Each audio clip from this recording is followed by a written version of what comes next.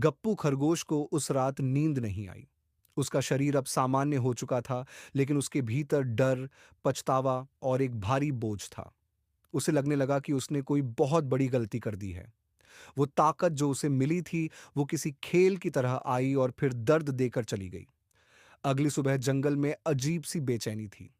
बंदर चिंपू और उसका झुंड घबराए हुए इधर उधर भाग रहे थे। चिंपू चिल्लाया, रात को कोई लाल रोशनी आई और हमारे दो बच्चे गायब हो गए। किसी ने उन्हें उठा लिया।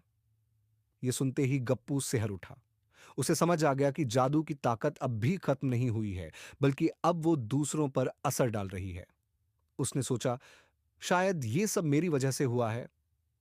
उसी रात वो दोबारा उसी सुनसान पगडंडी पर गया जहां पहले जादू की दुकान थी। अब वहां दुकान तो नहीं थी, लेकिन जमीन पर एक कांच की बोतल रखी थी। उस पर चमकते अक्षरों में लिखा था, अगर सच में पछतावा है तो इस शीशी को ताजे चांदनी पानी से भरो और पुराने पेड़ की जड़ में डाल दो। गप्पू ने बिना समय गवाए बोतल उठाई, नदी की ओर भागा, चांदनी में पानी भरा और जंगल के सबसे पुराने पेड़ की जड़ में वो पानी डाल दिया। जैसे ही पानी जमीन से टकराया, पूरी धरती कांप उठी। पेड़ की जड़ों के बीच एक गुप्त दरवाजा खुल गया और अंदर से एक धीमी आवाज आई, सिर्फ वही जा सकता है जिसने जादू को महसूस किया हो और अब सही रास्ता चुनना चाहता हो। गप्पू कांपते हुए अंदर गया। भीतर अंधेरा था, पर एक कोने में हल्की सी रोशनी चमक रही थी। वहां एक लोमड़ी का बच्चा एक जादुई जाल में फंसा हुआ था। वही बच्चा जो जंगल से गायब हुआ था। गप्पू उसे छुड़ाने ही वाला था कि तभी एक ठंडी हवा चली और गहरी डरावनी हंसी गूंजने लगी। धुएं में से एक परछाई उभरी। वो था काला उल्लू, बाबा उल्लू का जुड़वां भाई, जो काले जादू और लालच का मालिक था। उसने कहा, क्यों गप्पू, इस बार तू खुद मदद मांगने आया या दूसरों को बचाने? गप्पू ने डर के बावजूद उसकी आंखों में देखा और बोला, मैं अपनी गलती सुधारने आया हूं। यह ताकत मेरी नहीं थी और ना ही किसी मासूम की होनी चाहिए।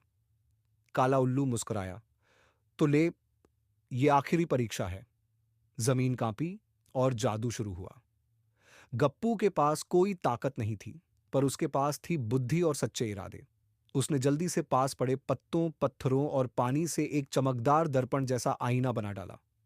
जैसे ही काले उल्लू ने जादू की तेज किरण फेंकी, गप्पू ने वो किरण उस दर्पण से वापस उसी पर मोड़ दी। तेज रोशनी के साथ काला उल्लू चीखते हुए गायब हो गया। जादू का सारा असर टूट गया और लोमड़ी का बच्चा आजाद हो गया। गप्पू ने बच्चा उठाया और चुपचाप बाहर निकल आया। दरवाजा अपने आप बंद हो गया। अगली सुबह जंगल शांत था, लेकिन अब कुछ बदला हुआ था। वहीं पुरानी दुकान अब फिर से दिखी, लेकिन इस बार उसका बोर्ड बदल चुका था, जिन्हें जरूरत है वही देख पाएंगे और जो समझदार हैं वही इसका सही इस्तेमाल करेंगे।